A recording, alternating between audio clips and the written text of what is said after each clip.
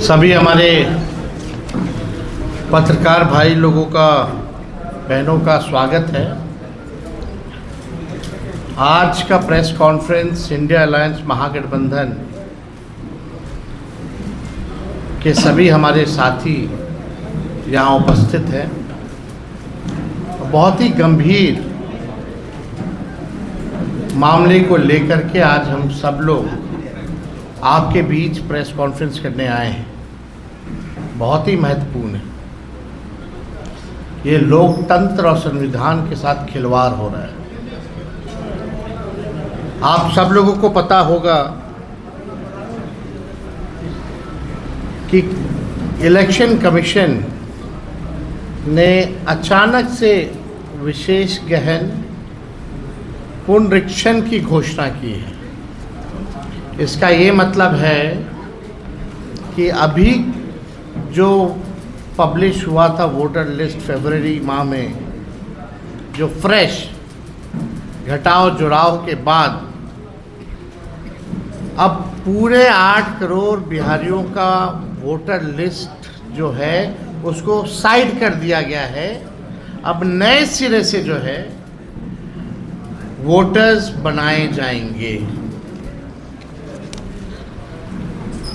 अब ये साफ तौर पे सवाल उठता है कि ठीक चुनाव से 2 महीने पहले आप ये काम क्यों कर रहे हैं, और लगभग क्या ये पॉसिबल है कि 8 करोड़ लोगों का 25 दिन के अंदर आप वोटर्स बना लें, डोर टू डोर जाएं, और यही नहीं, ऐसे ऐसे डॉक्यूमेंट्स मांगे गए हैं जो गरीबों के पास होंगे ही नहीं। अभी हम काफ़ी डिटेल में एक एक करके है अपनी बात को हम रखेंगे, और सवाल जो है हम लोग इलेक्शन कमीशन से पूछना चाहते हैं। और आने वाले समय में हम लोगों का एक डेलीगेशन भी जो है इलेक्शन कमीशन जाएगा। बात स्पष्ट है, नीतीश जी, मोदी जी डरे हुए हैं। वो बिहार के हार को देखते हुए नीतीश जी दिल्ली जाते हैं और वो चाहते हैं कि गरीबों का वोटर लिस्ट से नाम जो है कट जाए। यानी लोकतंत्र में गरीबों को सबसे महत्वपूर्ण अधिकार जो अगर मिला है तो वो वोट का मिला है। और लालू जी हमेशा कहते हैं वोट का राज मतलब छोट का राज, और उस अधिकार को भाजपा और नीतीश जी, जो वंचित, शोषित, जो back bencher of the society जो है, जो समाज के अंतिम पैदान पे खड़ा व्यक्ति या समाज परिवार है, उसके अधिकार को ये लोग छीनना चाहते हैं। अब ये सवाल खड़ा होता है कि 22 वर्षों के बाद विशेष गहन पुनरीक्षण जैसी बड़ी एक्सरसाइज की क्या ज़रूरत आ पड़ी? क्या गिनती के दिनों में ये करना संभव है, जबकि विशेष गहन पुनरीक्षण में 22 वर्ष पहले जो हुआ था, 22 वर्ष पहले उसमें लगभग 2 साल लगे थे जो अंतिम हुआ था। तो अब केवल बिहार में होगा, देश के और किसी राज्य में नहीं होगा, केवल बिहार में होगा। और क्या जो पिछले बार 2 वर्ष लगे थे, तो क्या ये पॉसिबल है कि आप 25 दिन में इसको पूरा कर लें? ये सवाल खड़ा होता है, और साफ इसमें साजिश की बू आती है। और इस साजिश में और कोई नहीं, नीतीश कुमार जी का बड़ा योगदान है, और मोदी जी, क्योंकि ये लोग डरे हुए हैं। क्या चुनाव आयोग नहीं जानता कि ये मानसून का समय है बिहार में? हाँ बताइए, बार बिहार का कुल 73% इलाका जो है बाढ़ से हम लोग परेशान रहते हैं, यानी क्षेत्र प्रभावित रहता है। 73% सवाल उठेगा कि लोग अपना जान माल बचाएगा कि चुनाव आयोग को कागज ढूंढ ढूंढ करके लोग देगा, ये सवाल पैदा होता है। कई नदियां में पानी जो है बहुत तेजी से बढ़ रहा है, कई जगह अलर्ट किया गया है, और इस मानसून के समय क्या लोगों के पास इतना समय है कि चुनाव आयोग को अपना कागज दे? बहुत महत्वपूर्ण बात है। लगभग आज से ये कार्य जो है शुरू कर दिया गया है। 90% से अधिक डीईओ ईआरओ हैं, उनके पास 2003 का मतदाता सूची भी उपलब्ध नहीं होगा, जिसके आधार पर वो ये कार्य करेंगे। यानी अभी तक उन लोगों को वो मतदाता सूची जो है उपलब्ध भी नहीं कराया गया है और काम जो है शुरू करा दिया गया है। मैं दावे के साथ कहता हूं और कह रहा हूं कि इन लोगों को कोई उपलब्ध मतदाता सूची नहीं कराई गई है। संविधान और लोकतंत्र विरोधी भाजपा और उसकी सहयोगी दल जनता दल यूनाइटेड गरीबों और वंचित वर्गों के मतदान के अधिकार को छीनना चाह रहे हैं।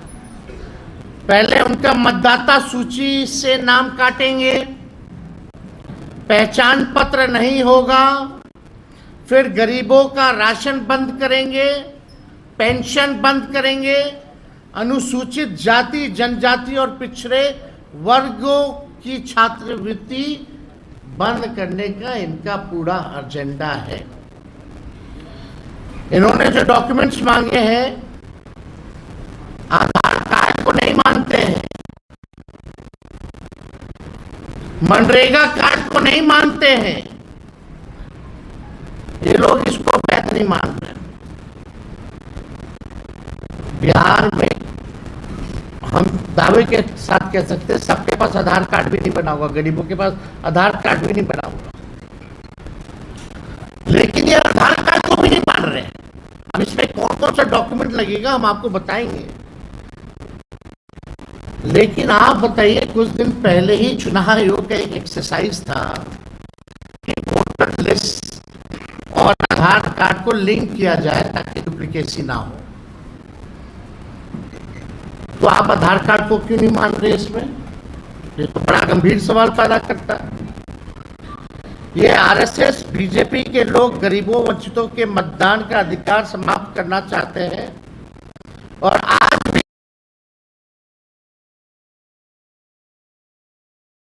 की बात की है। आज एक आरएसएस के नेता ने संविधान को भी बदलने की बात की है। 2024 में संपन्न लोकसभा चुनाव इसी मतदाता सूची पे हुए थे, तो लोकसभा का चुनाव वही मतदाता सूची पे हुआ है, तो बिहार का क्यों नहीं हो सकता है?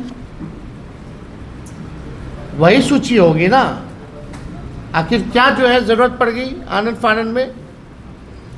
आप देखिएगा,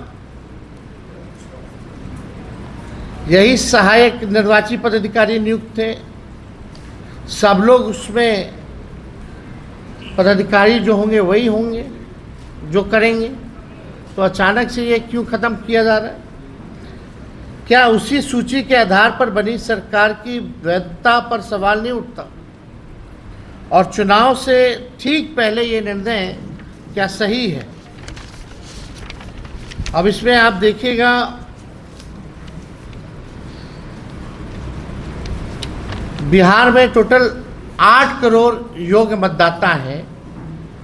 इनमें से 59% आबादी 40 वर्ष या उससे कम आयु की है, यानी लगभग 4,76,00,000 लोग निर्वाचन आयोग के निर्देश के अनुसार 1 जुलाई से 31 जुलाई 2025 के बीच इन 4,76,00,000 लोगों को अपनी नागरिकता को साबित करना पड़ेगा।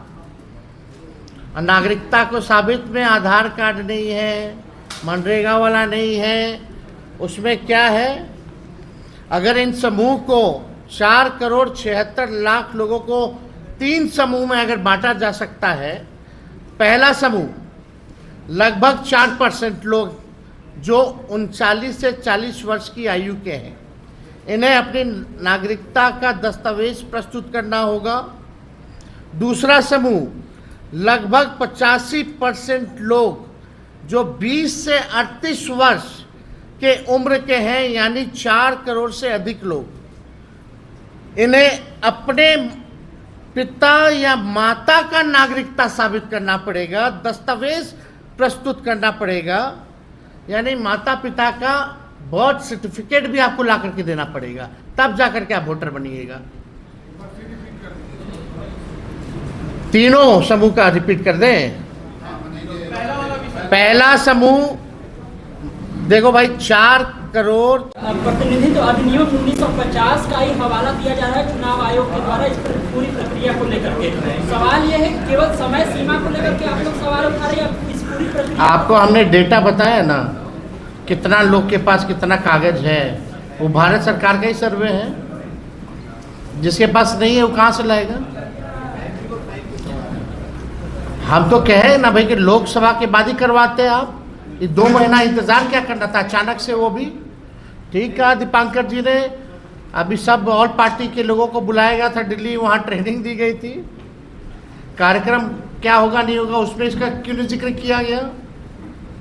ये अचानक से ऑल ऑफ सडन, यानी कहीं से इलेक्शन कमीशन में फोन गया है भैया। हमारे बिहार के मुख्यमंत्री भागे हैं दिल्ली, हम हार रहे हैं, बचाइए, इज्जत बचाइए।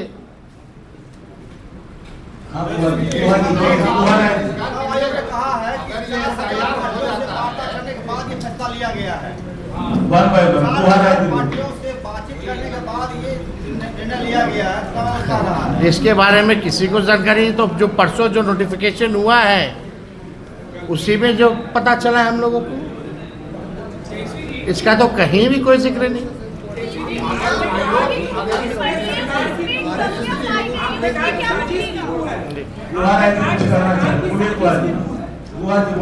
सरकार की साजिश की है, फिर आप इलेक्शन कमीशन जाइएगा, वोट नहीं जाइएगा, भरोसा है इलेक्शन कमीशन? अरे पहले इलेक्शन कमीशन में हम अपनी बात को रखेंगे, let us see what they reply.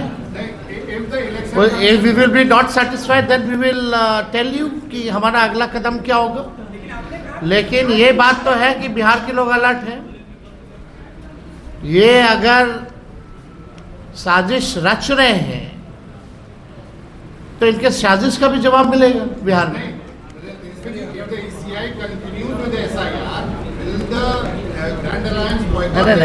अरे आप बस हमारे कदम के बारे में पूछिएगा क्या है, हम बोले कि हम लोग पहले एक बार अपनी बात को रखेंगे, फिर अपने कदम को बताएंगे। बट क्या आपको नहीं लगता ये चिंताजनक है? आप अपने माता पिता का बर्थ सर्टिफिकेट ले आइएगा, मैट्रिक का पेपर ले आइएगा, कहाँ से लाइएगा? ये तो जेन्युइन सवाल है ना।